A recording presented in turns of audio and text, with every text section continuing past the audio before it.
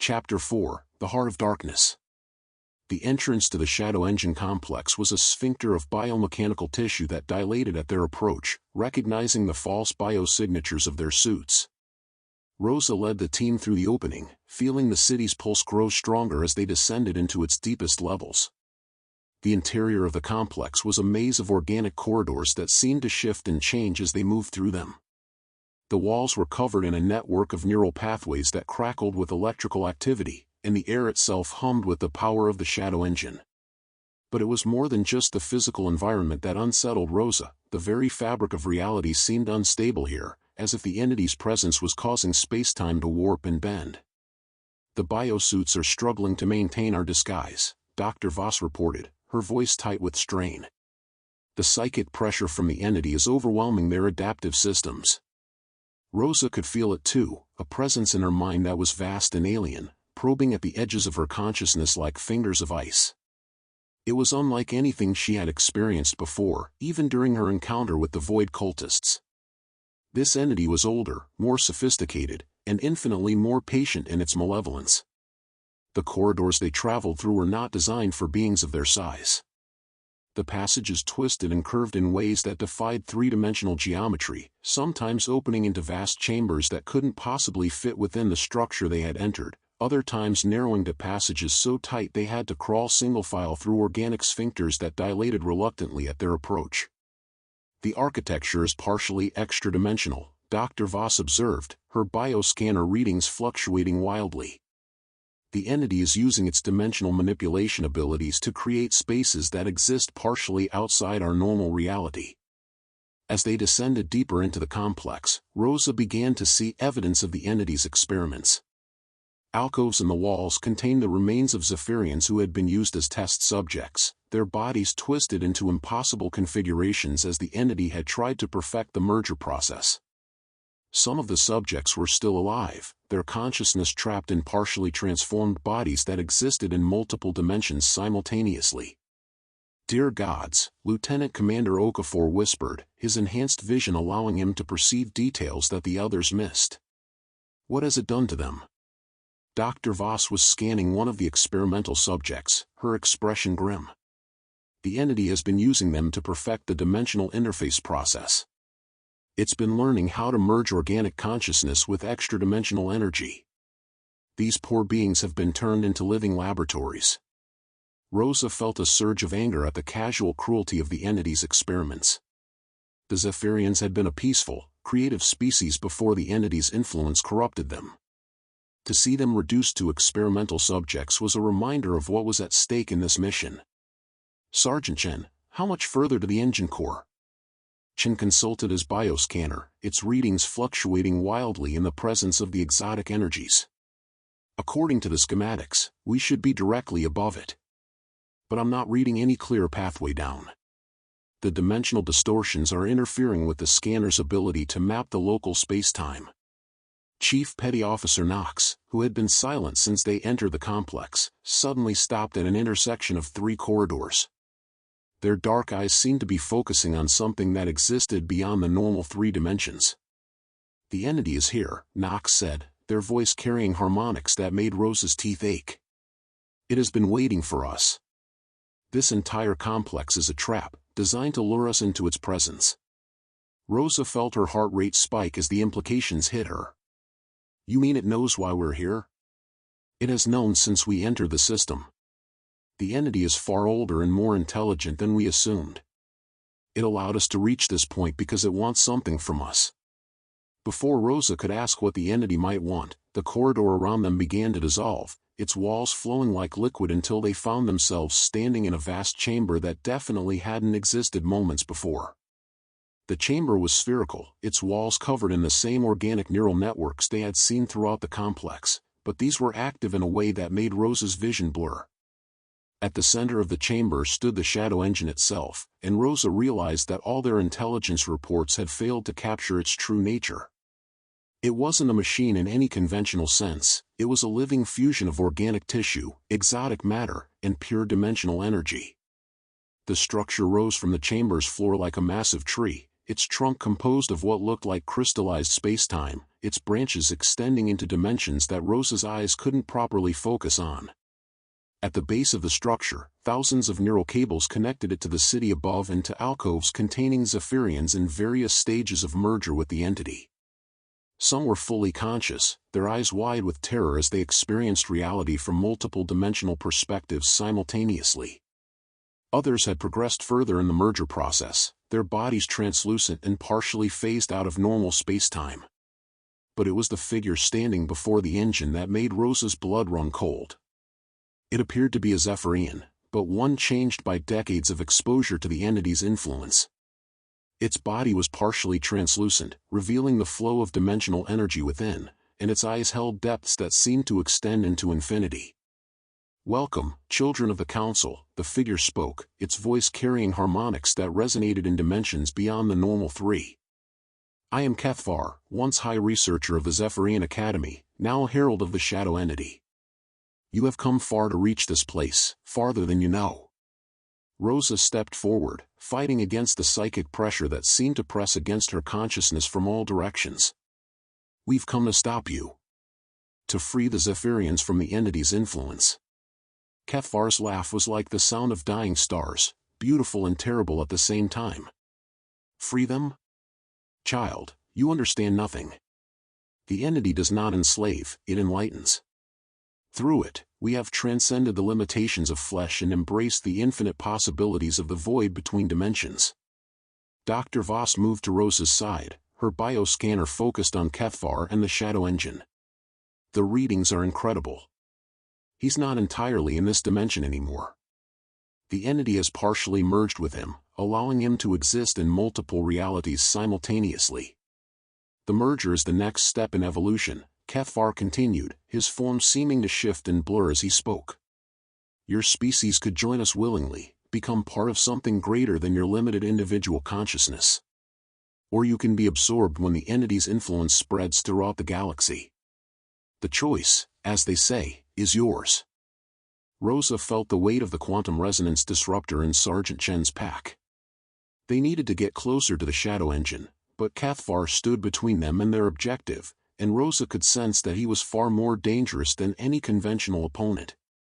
"You're wrong about the Zephyrians," Rosa said, trying to buy time while her team positioned themselves around the chamber. "The ones we encountered 40 years ago were peaceful, creative beings. What you've become is a perversion of that." Kethvar's expression grew sad, and for a moment, Rosa caught a glimpse of the being he had once been. "Peace is the luxury of the ignorant, child. We have seen the true nature of the universe, the endless hunger of the void, the insignificance of individual consciousness in the face of cosmic truth. The entity offers us the chance to become part of something eternal, something that transcends the petty concerns of mortality." "What about the other species in the consortium?"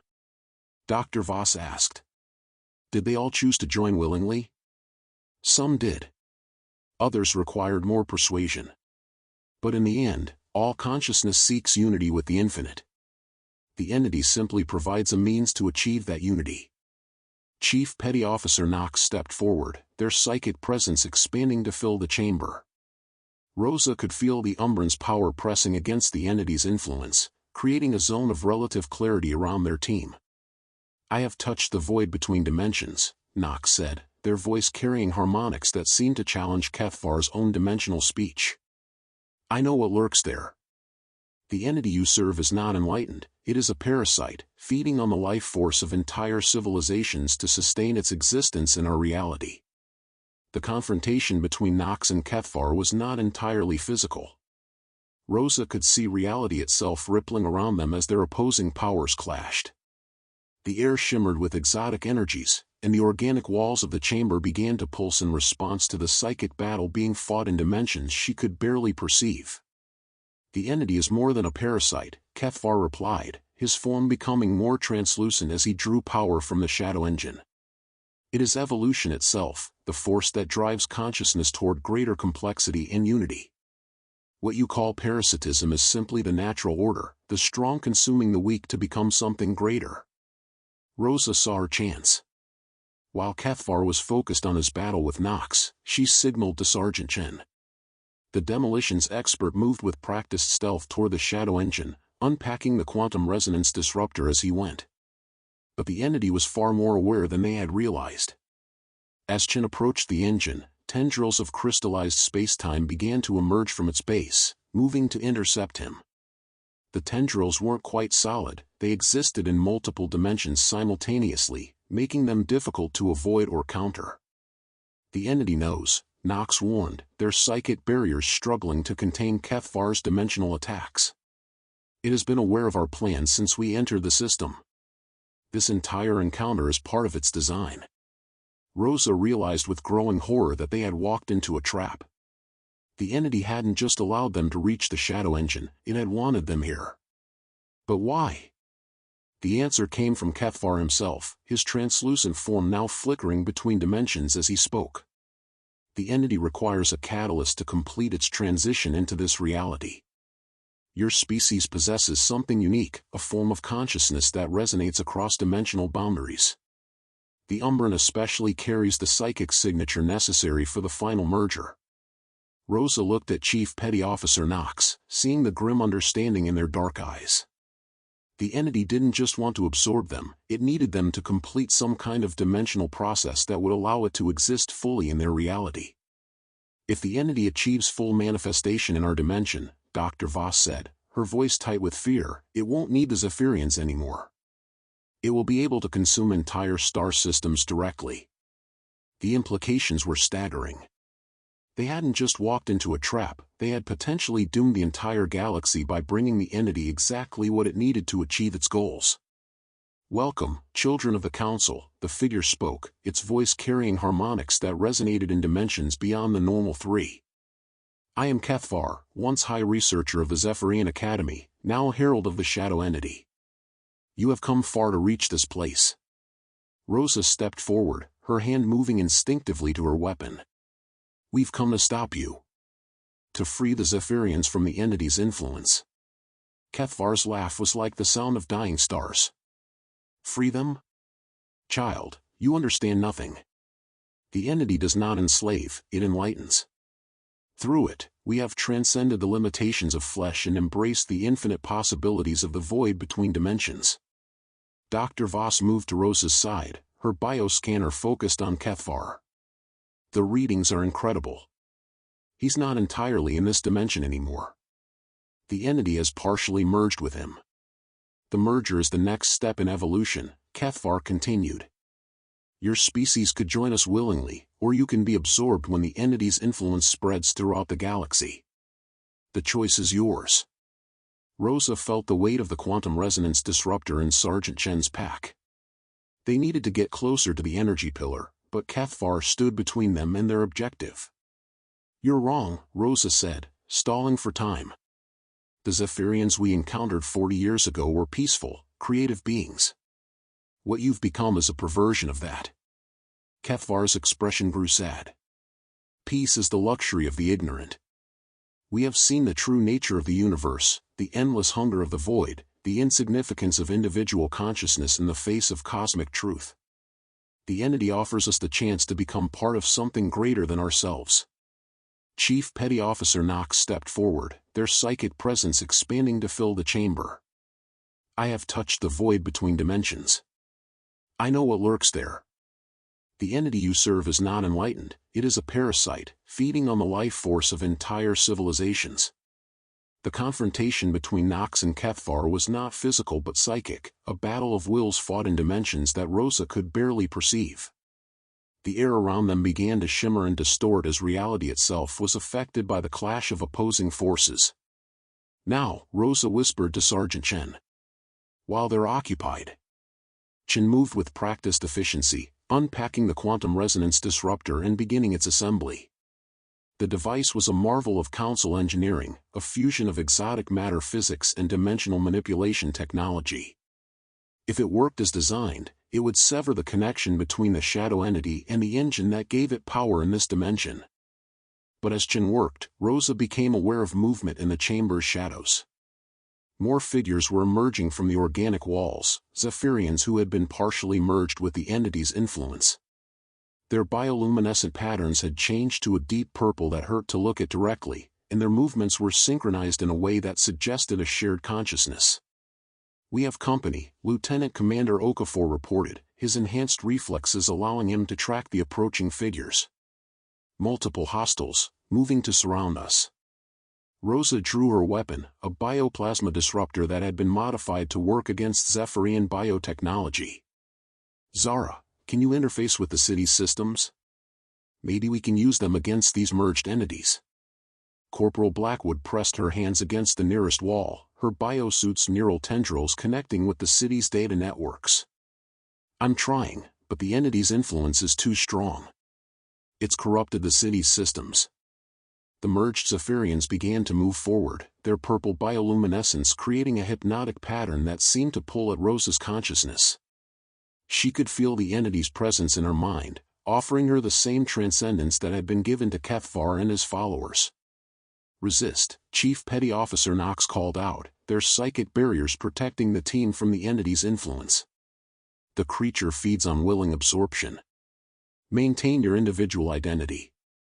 Rosa forced herself to focus on the mission, on the lives that depended on their success. The quantum resonance disruptor was nearly assembled, but they needed more time. "Dr. Voss, is there anything in Zephyrian culture that might help us understand their motivation? Something we can use to reach the part of them that's still individual?" Voss's bioscanner was focused on the merged entities, analyzing their biosignatures. Their individual consciousness is still there, but it's buried beneath layers of collective identity. They're not just merged with the entity, they're merged with each other.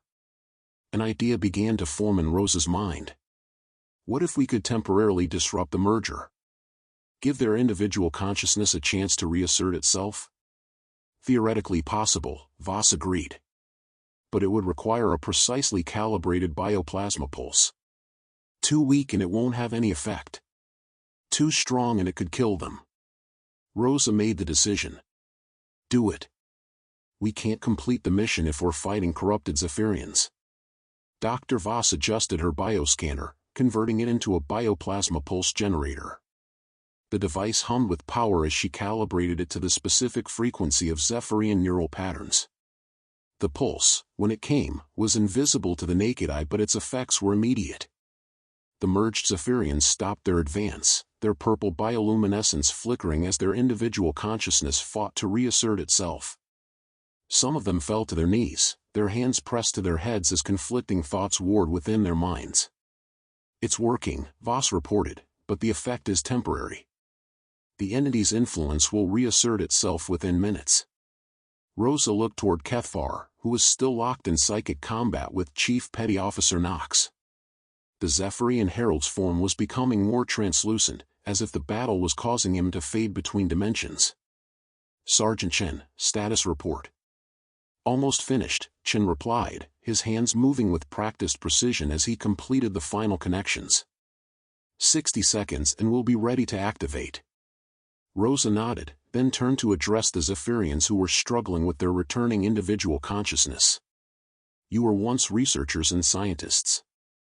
You dedicated your lives to understanding the universe and improving the lives of your people. This entity has corrupted that purpose, turned your quest for knowledge into a tool for conquest." One of the Zephyrians, a female with the markings of a senior researcher, looked up at Rosa with eyes that held traces of their original blue-green coloration. The entity, it promised us understanding. It showed us the true nature of reality." "What it showed you was its own hunger," Rosa replied. "The entity doesn't want to enlighten you, it wants to consume you. Your people's biotechnology was supposed to heal and create, not destroy." The Zephyrian researchers' bioluminescent patterns flickered between purple and their original blue-green. We remember. Before the entity, we were different." Rosa felt a surge of hope. If they could turn some of the merged Zephyrians back to their original purpose, they might have allies in their fight against the entity. But her hope was short-lived. Kethvar's voice echoed through the chamber, carrying the full weight of the entity's influence. "Resistance is futile. The merger is inevitable. Those who oppose the entities shall be absorbed." The psychic pressure in the chamber intensified, and Rosa could feel the entity's presence pressing against her mind with renewed force. The Zephyrians who had been fighting the merger began to succumb once again, their bioluminescent patterns shifting back to purple. "Device is ready," Sergeant Chen announced. "But we need to get it to the exact center of the energy pillar." Rosa looked at the pillar of pure energy that rose from the chamber's floor. Getting close to it would mean exposure to exotic energies that could tear apart human consciousness. But there was no choice. "I'll take it," she said, reaching for the quantum resonance disruptor. Chief Petty Officer Knox's voice cut through the psychic chaos. "No. This is my purpose. My people were created to stand against creatures like the entity. I will carry the device." Before Rosa could object, Knox took the disruptor and began walking toward the energy pillar. The Umbran's forms seemed to shimmer and shift as they approached the pillar, their psychic abilities protecting them from the worst of the entity's influence. But as Knox drew closer to the pillar, the entity's resistance intensified. The chamber began to shake, and cracks appeared in the organic walls as the shadow engine's power fluctuated. "The entity is trying to sever the connection to this dimension," Dr. Voss reported, her bioscanner readings fluctuating wildly. "If it succeeds, it will leave us trapped here while it escapes to continue its expansion elsewhere." Rosa realized that they were running out of time. The entity had been using the Zephyrians as tools, but now that its plans were threatened, it was preparing to abandon them and find new hosts. "Knox, can you activate the device?" The Umbran's response came through the psychic link they shared. "The entity, it is older than galaxies. It has consumed countless civilizations. But it has a weakness: it cannot exist in our dimension without biological hosts. If I can disrupt the engine at the moment of its attempted escape." Rosa understood. Knox was planning to sacrifice themselves to ensure the entity's destruction. "There has to be another way." "There is no other way," Knox replied. "But I do not go into the void alone. The consciousness of every being the entity has consumed is trapped within it. I will free them all." Rosa watched as Chief Petty Officer Knox reached the energy pillar and activated the quantum resonance disruptor. The device hummed with power as it began to emit the specific frequency that would disrupt the entity's connection to this dimension. The effect was immediate and catastrophic. The energy pillar began to fluctuate, its steady pulse becoming erratic. The merged Zephyrians cried out in unison as the entity's influence over them began to weaken. Kethvar's form became even more translucent, his connection to the physical world failing. "The merger is breaking down," Dr. Voss reported. "The entity is losing its hold on the Zephyrians." But the entity wasn't finished. As its connection to the shadow engine weakened, it began to lash out with raw psychic energy. The chamber shook as reality itself was distorted by the creature's death throes. Rosa felt the entity's presence in her mind, trying to force a merger before it was completely cut off from this dimension. The alien consciousness was vast and terrible, filled with the echoes of countless civilizations it had consumed. "Resist," she told herself, focusing on her human identity, her memories, her purpose. "You are Lieutenant Rosa Bellens. You serve the Intergalactic Council. You will not be consumed." The battle was fought on multiple levels: physical, psychic, and dimensional. Rosa could see her team fighting their own battles against the entity's influence, each of them struggling to maintain their individual consciousness. Chief Petty Officer Knox stood at the center of it all, their form now completely translucent as they poured their life force into the quantum resonance disruptor. The device was working, but the strain was enormous. "Knox!" Rosa called out, but the Umbran was beyond hearing. They had merged with the disruptor itself, becoming a living conduit for the exotic energies that were severing the entity's connection to this dimension. The energy pillar began to collapse, its structure failing as the shadow engine's power source was cut off. The entity's psychic screams filled the chamber, but Rosa could hear something else within them: voices, thousands of them, crying out in joy as they were finally freed from the creature's influence. As the pillar collapsed completely, the entity's presence vanished from Rosa's mind. The sudden absence was almost as shocking as its presence had been, like stepping from a hurricane into perfect calm. The chamber was silent except for the soft breathing of the Zephyrians, who were slowly returning to their normal bioluminescent patterns. Kefar lay on the floor, his form now completely solid, his eyes returning to their natural blue-green coloration. "The entity," he whispered, his voice weak but free of the dimensional harmonics. "It's gone. I can think clearly for the first time in decades." Rosa knelt beside him, her bioscanner confirming that the merger had been completely severed. "What happened to your people? How did the entity first make contact?" Kefar's expression was filled with regret. "We found it in the space between dimensions. A research expedition, trying to understand the nature of reality itself. The entity was waiting there, hungry and patient. It offered us knowledge, showed us visions of cosmic truth. We thought we were making first contact with a benevolent alien intelligence. But it was a trap," Dr. Voss said, her own bioscanner confirming that the other Zephyrians were also free of the entity's influence. "Yes. By the time we realized what it truly was, it had already begun the merger process. It used our own biotechnology against us, turning our symbiotic relationship with our cities into a method of control." Rosa looked toward the collapsed energy pillar, where Chief Petty Officer Knox had made their final stand. The Umbran's form was gone, but Rosa could swear she felt their presence in the chamber, not as a ghost, but as a guardian, watching over the freed Zephyrians. "We need to get to the surface," she said. "The Council fleet is still engaged with the Consortium forces. If we can convince your people to stand down." Kefar struggled to his feet, supported by Dr. Voss. "The fleet, they're not under the entity's direct control. They're following orders from the merged commanders. But with the shadow engine destroyed, their ships will be operating on conventional power. The Council fleet should be able to handle them." Sergeant Chen was already checking his equipment. "The quantum resonance disruptor is completely burned out. We won't be able to use it again." "We won't need to," Rosa replied. "The entity is gone. The Zephyrians are free. Our mission is complete." As they made their way back through the city's biomechanical corridors, Rosa couldn't help but notice the changes. The oppressive atmosphere that had characterized the city during their infiltration was gone, replaced by something lighter and more hopeful. The Zephyrians they encountered moved with a different quality, no longer the synchronized movements of a collective consciousness, but the individual purpose of beings who had reclaimed their autonomy. The Whisper was still waiting for them in the landing bay, its biomechanical systems having survived the psychic chaos that had engulfed the city. As they prepared for departure, Rosa looked back at Nexus Gaia one last time. The city was changing, its biomechanical structures adapting to the loss of the Shadow Engine's influence. Where once the buildings had pulsed with unified purpose, now they showed the chaotic beauty of individual expression. It would take time for the Zephyrians to fully recover from decades of entity influence, but Rosa was confident they would find their way back to the peaceful, creative species they had once been. Chapter 5: The Price of Victory.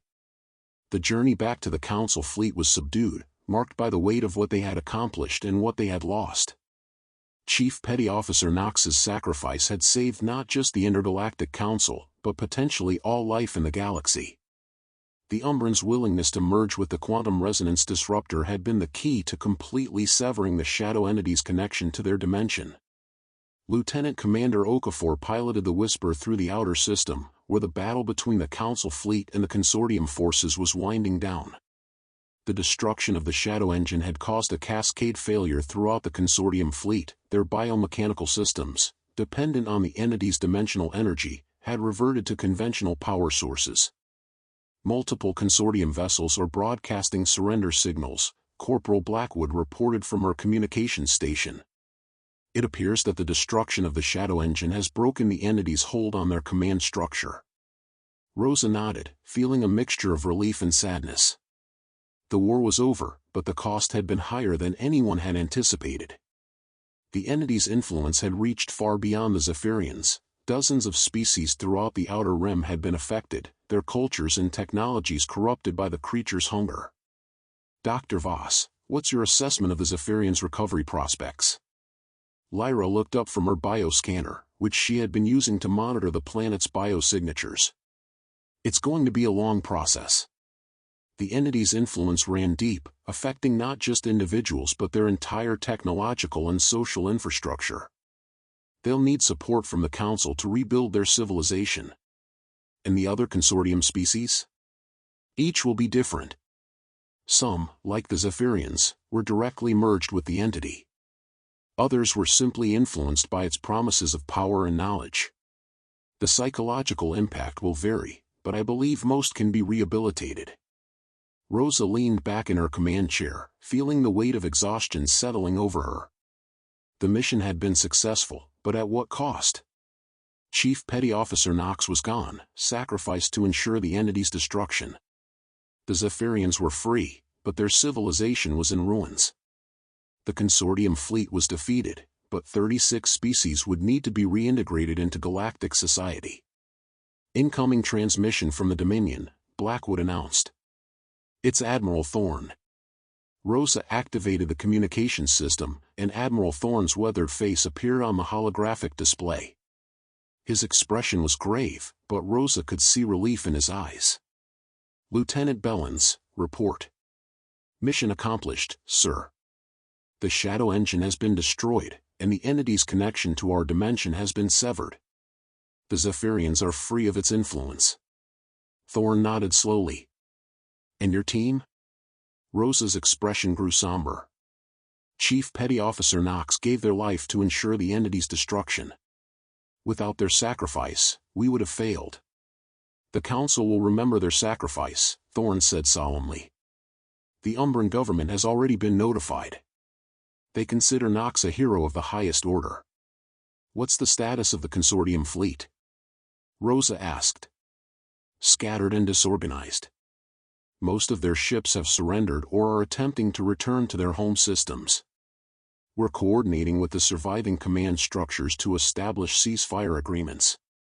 Thorne paused, his expression thoughtful. There's something else, Lieutenant. Long-range sensors have detected dimensional disturbances in other parts of the galaxy. It appears the entity you destroyed wasn't the only one of its kind.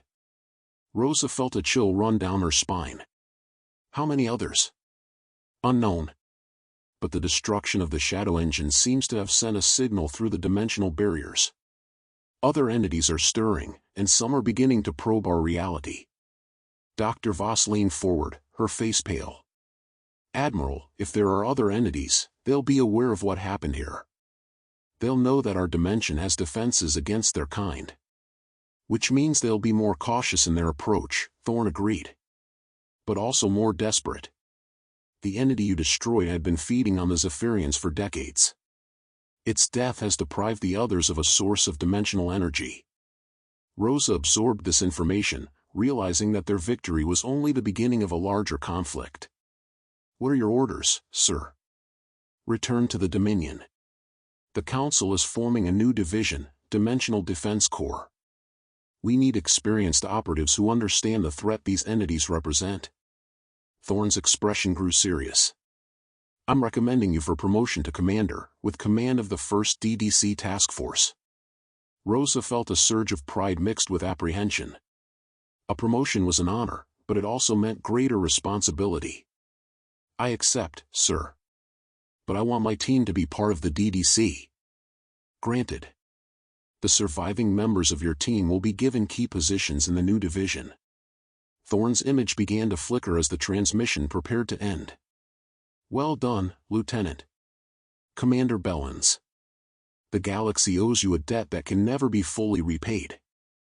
As the transmission ended, Rosa looked around at her team, the survivors of a mission that had changed the course of galactic history. Sergeant Chin was methodically checking his equipment, his expression thoughtful. Lieutenant Commander Okafor was focused on the ship's navigation systems, but Rosa could see the impact of their recent experiences in his eyes. Corporal Blackwood was monitoring the communications channels, her paranoia now tinged with a new understanding of the threats that existed beyond the normal dimensions. Dr. Voss was studying the bioscanner readings from Zephyria Prime, her scientific mind already working on the challenges of helping the Zephyrians rebuild their civilization. So, Rosa said, breaking the silence, it looks like we're not done yet. The entity was just the beginning. At least we know what we're fighting now, Sergeant Chen replied. And we know we can win. The next ones will be harder, Dr. Voss warned. They'll have learned from the shadow entity's mistakes. They won't rely so heavily on biological hosts. Lieutenant Commander Okafor looked up from his navigation console. Then we'll have to adapt our tactics. The entity was defeated because we understood its nature. We'll need to learn about the others before we can fight them. Corporal Blackwood's expression was grim. The question is, how many more are out there? And how long do we have before they make their move? Rosa didn't have answers to those questions, but she knew they would find them. The Dimensional Defense Corps would be humanity's shield against the horrors that lurked in the space between realities. It would be dangerous work, but it was necessary. We'll take it one entity at a time, she said. We saved the galaxy once. We can do it again. As the Whisper docked with the Dominion, Rosa felt the weight of her new responsibilities settling on her shoulders. She was no longer just a lieutenant following orders, she was a commander, responsible for protecting an entire galaxy from threats that most beings couldn't even imagine. But she wasn't alone. Her team had proven themselves in the crucible of dimensional warfare, and they would face whatever came next together. The shadow of the entity's influence was gone, but other shadows were gathering at the edges of reality. The war for the galaxy's survival was far from over. Epilogue: Guardians of the Void. 6 months after the destruction of the Shadow Engine, Commander Rosa Bellin stood in the briefing room of the newly constructed Dimensional Defense Corps headquarters. The facility was located on a space station at the edge of the galaxy, positioned to monitor the dimensional barriers that separated their reality from the void beyond. The station itself was a marvel of Council engineering, incorporating Zephyrian biotechnology with traditional mechanical systems to create a structure that was both functional and adaptive. The room was filled with the best minds from across the Intergalactic Council, scientists, soldiers, and specialists who had been recruited to face the growing dimensional threat. Rosa's original team had been expanded to include representatives from dozens of species, each bringing their unique perspectives and abilities to the fight. The diversity was both inspiring and sobering, a reminder of how much they had to protect. Dr. Lyra Voss, now the DDC's chief xenobiologist, had established a research laboratory that was studying the biological effects of dimensional exposure. Her work with the recovered Zephyrians had revealed that the entity's influence left lasting changes in brain chemistry and neural structure. Even after the Shadow Engine's destruction, some former consortium members continued to experience dimensional sensitivity, an ability to perceive reality from multiple dimensional perspectives that was both a gift and a curse. The Zephyrians are adapting faster than we expected, Voss reported to the assembled group. Their biotechnology is remarkably resilient. They've developed new organic systems that can detect dimensional instabilities and alert us to potential incursions. In many ways, they've become our early warning system. Captain Marcus Chen, Rosa's former demolitions expert who now commanded the DDC's Special Operations Division, nodded grimly. We're going to need all the warning we can get. The quantum resonance disruptors are effective, but they require precise deployment and timing. If we face multiple entities simultaneously, we'll need new tactics. Chen had spent the past 6 months developing new weapons and techniques for fighting dimensional entities. The experience with the Shadow Engine had taught them that conventional approaches were inadequate against beings that existed partially outside normal space-time. His team had created a new class of weapons that used exotic matter to disrupt dimensional interfaces, along with specialized ammunition that could affect targets in multiple dimensions simultaneously. Lieutenant Commander Okafor, now in charge of the DDC's Rapid Response Fleet, activated a holographic display showing the current disposition of their forces. The Council has approved construction of 50 new dimensional defense vessels. Each one is equipped with quantum resonance disruptors, Umbran-designed psychic shielding, and Zephyrian biodetection systems. The first squadron is already operational and conducting patrol sweeps along the galactic rim. The new ships were unlike anything in the Council's previous fleet. They combine the best aspects of multiple species technologies, human engineering, Zephyrian biointegration, Umbran psychic shielding, and exotic matter systems developed specifically for dimensional warfare. Each vessel was equipped with specialized sensors that could detect dimensional disturbances across vast distances, giving the DDC the ability to respond to threats before they could establish permanent footholds in their reality. Corporal Zara Blackwood, now the DDC's chief of intelligence, brought up additional data on her console. The former consortium species have been more cooperative than we initially expected. 28 of the 36 have been successfully reintegrated into galactic society and are actively contributing to our defense efforts. The Altarians have shared their knowledge of dimensional mathematics, while the Procyon have provided us with new communication technologies that work across dimensional boundaries. Rosa nodded, feeling a sense of cautious optimism. The immediate crisis had passed, but the intelligence they had gathered suggested that the threat was far from over. The entities in the void were patient and intelligent, and they had been observing the shadow entities' defeat with great interest. What about the dimensional disturbances we detected in the Magellanic clouds? Rosa asked. Blackwood's expression grew serious. The situation is evolving rapidly. We've confirmed multiple dimensional incursion attempts, but they're different from the shadow entities' approach. These new entities are being much more subtle. Instead of trying to merge with existing civilizations, they're creating their own pocket dimensions adjacent to our reality. Dr. Voss leaned forward, her scientific curiosity evident. Pocket dimensions? Small bubbles of alternate reality that exist parallel to our own, Blackwood explained. The entities are using them as staging areas, building up power and resources before attempting full incursion. It's a much more sophisticated approach than what we saw with the Zephyrians. Rosa felt a chill as she contemplated the implications. If the entities could create their own pocket dimensions, they would be much harder to detect and counter. They could build up massive forces right next to inhabited systems without anyone knowing they were there. How long before they're ready to move? She asked. Unknown. The pocket dimensions are partially shielded from our sensors. We can detect their presence, but not their contents or the timeline for their operations. Rosa stood and began pacing, her mind working through the strategic implications. We need more information. If these entities are learning from the shadow entities' mistakes, we need to understand their new approach before they're ready to act. I may have a solution, said a new voice from the chamber's entrance.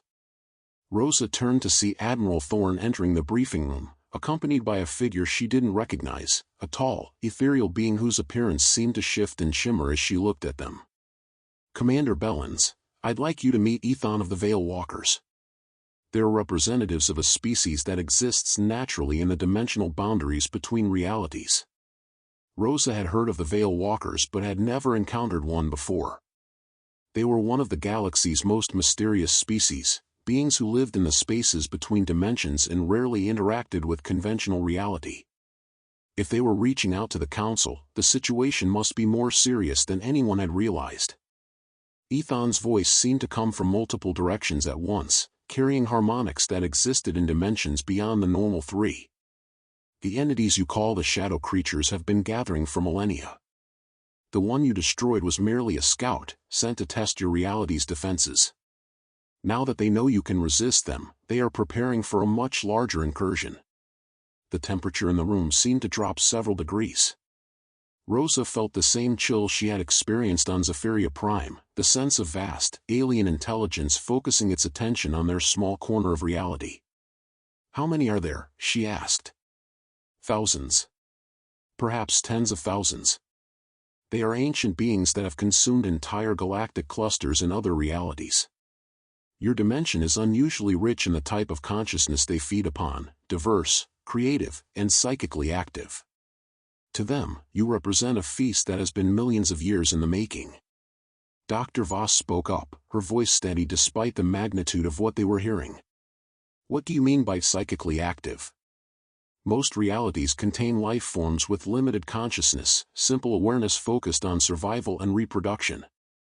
Your dimension is different. You have developed complex civilizations, art, science, philosophy. Your thoughts and emotions create resonances in the dimensional substrate that the entities find nourishing. Rosa realized they were talking about something far more fundamental than simple conquest. The entities weren't just trying to invade their reality, they were trying to farm it, to cultivate the type of consciousness that would provide them with the most psychic energy. The shadow entity was just the beginning, she said, the full scope of the threat becoming clear. They're not just trying to conquer us, they're trying to domesticate us. Ethan's form rippled with what might have been approval. You understand quickly. Yes, the entity's ultimate goal is not destruction but cultivation. They want to transform your entire galactic civilization into a source of psychic energy, keeping you alive and conscious but under their complete control. Admiral Thorne stepped forward, his cybernetic eye focusing intently on the Veil Walker. What can we do to stop them? The entity's greatest strength is also their weakness. They exist partially outside your reality, which makes them powerful but also vulnerable to disruption of their dimensional interfaces. However, conventional quantum resonance disruptors will not be sufficient against a full-scale incursion. You will need weapons that can function across multiple dimensional layers simultaneously. Rosa thought about Chief Petty Officer Knox's sacrifice and the way the Umbran had merged with the quantum resonance disruptor to destroy the Shadow Engine. We need beings who can interface directly with dimensional energy. Yes. But such individuals are rare, and the process is typically fatal. You will need to find another way, or recruit allies who possess natural dimensional abilities. Ethan gestured toward the holographic display, and new data began to appear, star charts showing dimensional weak points throughout the galaxy, locations where the barriers between realities were thin enough for the entities to exploit.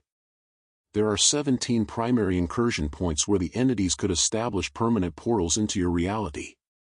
If they succeed in opening even 3 of these portals simultaneously, they will be able to pour through in numbers too great for your current defenses to handle. Rosa studied the star charts, noting that several of the incursion points were located near major population centers. The entities weren't just planning to invade, they were planning to strike at the heart of galactic civilization. We need to expand the DDC, she said, making the decision with characteristic decisiveness. 17 incursion points means we need 17 task forces, each one equipped with the most advanced dimensional warfare technology we can develop. Admiral Thorne nodded. The Council has already authorized a massive expansion of the DDC program. Within 6 months, we'll have the largest interdimensional defense force in galactic history. It may not be enough, Ethan warned. The entities have been preparing for this incursion for longer than your species has existed. They have weapons and tactics that you cannot imagine. Your only advantage is that they underestimate your capacity for innovation and cooperation. Rosa looked around the room at her team, the survivors of the Shadow Engine mission who had become the foundation of the galaxy's dimensional defenses. They had faced impossible odds before and won, but this new threat made their previous mission look like a simple training exercise. Then we'll have to be more innovative and cooperative than ever before, she said. We've done the impossible once. We'll do it again. As the briefing concluded and the team began to disperse to their various duties, Rosa remained in the chamber with Ethan. The Veil Walker's ethereal presence was both comforting and unsettling, a reminder that their reality was part of something much larger and more complex than most beings could comprehend. There's something else, isn't there? Rosa asked. Something you didn't want to say in front of the others. Ethan's form seemed to solidify slightly, as if they were making an effort to exist more fully in Rosa's dimension. You are perceptive. Yes, there is another factor you must consider. The entities are not the only inhabitants of the dimensional void. There are other beings there, some hostile, some neutral, and a few that might be considered allies. The actions you take in this conflict will determine not just the fate of your reality, but the balance of power in the dimensional substrate itself. Rosa felt the weight of responsibility settling on her shoulders like a physical burden. Are you saying that this conflict could affect other realities as well? All realities are connected through the dimensional substrate. A major disruption in one can cause ripple effects throughout the entire network. If the entities succeed in their plans for your dimension, they will become powerful enough to threaten realities throughout the multiverse. The scope of what Rosa and her team were facing was almost too vast to comprehend. They weren't just fighting for their galaxy or even their reality, they were fighting for the stability of existence itself across multiple dimensions. "What can we do?" she asked, feeling suddenly very small in the face of such cosmic responsibility. "Learn. Adapt. Find allies wherever you can.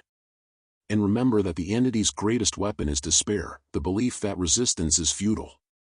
As long as you maintain hope and continue to fight, there is a chance for victory."